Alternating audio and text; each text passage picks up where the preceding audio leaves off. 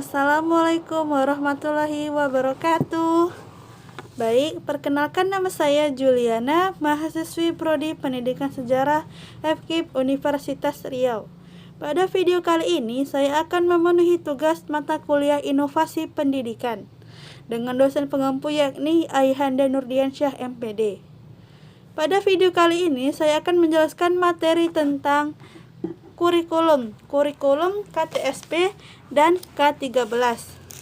Langsung saja kita kepada definisinya, yakni definisi dari KTSP sendiri ialah kurikulum tingkat satuan pendidikan. Kurikulum ini dipakai semenjak tahun 2006 sampai kalau tidak salah sampai tahun 2012. Kemudian, kurikulum ini merupakan kurikulum operasional yang disusun dan dilaksanakan oleh masing-masing satuan pendidikan. KTSP ini sendiri bersifat desentralistik, artinya segala sesuatu tata aturan yang dicantumkan dalam kurikulum yang sebelumnya dirancang dan ditetapkan oleh pemerintah pusat. Sedangkan dalam KTSP, seluruh tata aturan kurikulum ditetapkan dan diserahkan untuk dikembangkan dan diputuskan oleh pihak daerah atau pihak sekolah.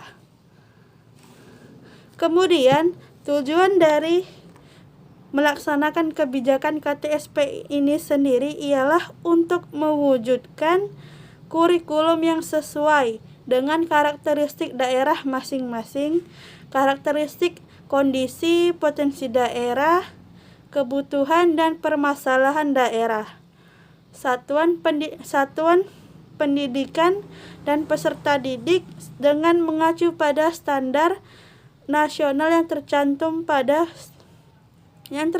pada standar isi dan standar kompetensi lulusan. Kemudian kita lanjut pada definisi kurikulum 13 atau K13. Kurikulum 2013 ini ialah kurikulum yang diterapkan oleh pemerintah untuk mengganti kurikulum KTSP. Kurikulum 2013 masuk dalam masa percobaannya yakni pada tahun 2013. Dengan menjadikan beberapa sekolah menjadi sekolah rintisan. Sekolah rintisan ini ialah menjadi sekolah percontohan bagi sekolah-sekolah untuk melaksanakan dan menerapkan kurikulum 2013 sebagai kurikulum di sekolahnya. Kemudian, pada kurikulum 2013 ini ada beberapa aspek penilaian, yakni ada aspek spiritual, aspek sosial, aspek keterampilan, dan aspek pengetahuan. Keempat aspek ini ialah kompetensi inti dari K13 sendiri, yakni aspek spiritual ialah KI1, aspek sosial KI2, aspek keterampilan KI3, aspek pengetahuan yakni KI4. Kemudian langsung saja kita memasuki bagian dari perbedaan dan persamaan kurikulum KTSP dan K13. Yakni perbedaan kurikulum KTSP dan K13 yang pertama yakni KTSP lebih menekankan pada aspek pengetahuan. Sedangkan kurikulum 2013 aspek kompetensi lulusannya ada keseimbangan antara soft skill dan hard skill, yakni meliputi aspek kompetensi sikap, keterampilan, pengetahuan, dan sosial. Kemudian lanjut pada perbedaan yang lainnya ialah pada KTSP terdapat jumlah pelajaran lebih sedikit dan jumlah mata pelajaran lebih banyak dibanding K13. Sedangkan pada K13, jumlah jam pelajaran per minggunya lebih banyak dan jumlah mata pelajarannya lebih sedikit dibanding K13. Dengan artian ada pengurangan jumlah mata pelajaran pada kurikulum 2013. Kemudian pada aspek-aspek lain ialah pada KTSP, siswa SMA kelas 11 ada penjurusan antara kelas IPS, kelas jurusan IPS, kelas jurusan IPA maupun kelas jurusan bahasa. Sedangkan pada kurikulum 2013 terdapat siswa SMA dengan penjurusan yakni ditambahkan dengan peminatan, lintas minat maupun pendalaman minat. Yakni seperti saya sendiri pada saat SMA itu kelas 12 IPS peminatan biologi. Dengan artinya meskipun kita jurusan IPS wajib untuk memahami pelajaran-pelajaran jurusan IPA. Salah satunya ialah yang saya pilih yakni biologi. Dalam hal ini untuk lebih menekankan pengetahuan siswa itu lebih banyak daripada sebelumnya. Tidak hanya pelajaran jurusannya saja yang dipahami tetapi pelajaran jurusan lainnya harus dipahami juga.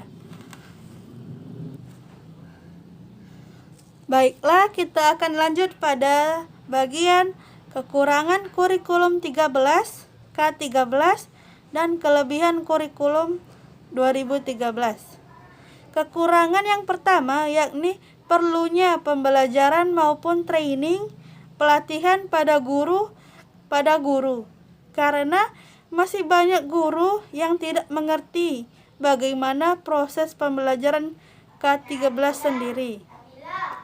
Kemudian terlalu banyak materi yang harus dikuasai oleh siswa.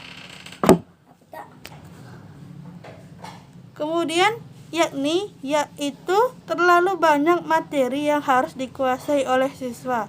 Jadi, siswa tersebut terlalu berat untuk memahami beberapa mata pelajaran tersebut. Kemudian lanjut pada penguasaan ilmu pengetahuan dan teknologi. Yakni teknologi ini sangat susah didapatkan oleh sekolah-sekolah yang tinggalnya di pelosok ataupun sekolah-sekolah yang belum mempunyai fasilitas internet dan e-learning, yakni belajar melalui internet. Kemudian lanjut pada kelebihan kurikulum 2013. Kelebihan yang pertama yakni siswa dituntut aktif, kreatif, dan inovatif dalam setiap pemecahan masalah. Dalam kelebihan yang satu ini, peran siswa harus begitu banyak di dalam kelas, harus bersifat aktif dan tanggap akan permasalahan-permasalahan pada setiap materi. Kemudian yang kedua yakni penilaian dilakukan tidak hanya satu aspek saja, tetapi juga semua aspek, yakni aspek sosial, aspek pengetahuan, dan aspek spiritual. Kemudian pada kurikulum 2013 ini, guru berperan sebagai fasilitator. Guru yang memfasilitasi siswa terhadap diskusi-diskusi materi dan siswalah yang bergerak untuk mengkritisi setiap masalah-masalah. Yakni itulah penjelasan singkat dari saya mengenai KTSP dan K13. Lebih kurangnya saya mohon maaf, tetapi saya simpulkan terlebih dahulu terhadap materi saya.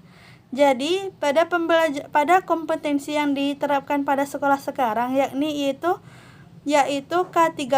Tetapi pada penerapannya sendiri masih terlihat kurang baik maupun belum terlalu berhasil karena ada beberapa siswa yang tidak aktif di kelas karena mungkin pada dasar sifatnya memang seperti itu. Jadi harus butuh dorongan dari guru atau motivasi dari guru untuk terlibat aktif pada kelas. Kemudian penerapan K13 ini sendiri ini aslinya memang baik untuk sekolah-sekolah maupun peserta didik yang ada di Indonesia. Tetapi yaitu pemahamannya masih belum terlalu merata. Karena ada beberapa sekolah yang acuh tak acuh akan pengembangan atau inovasi kurikulum yang ada di sekolahnya. yaitu seperti diskusi apa adanya, tidak ada kemajuan ataupun inovasi-inovasi yang terbaru di sekolah. Sekian video dari saya. Wassalamualaikum warahmatullahi wabarakatuh.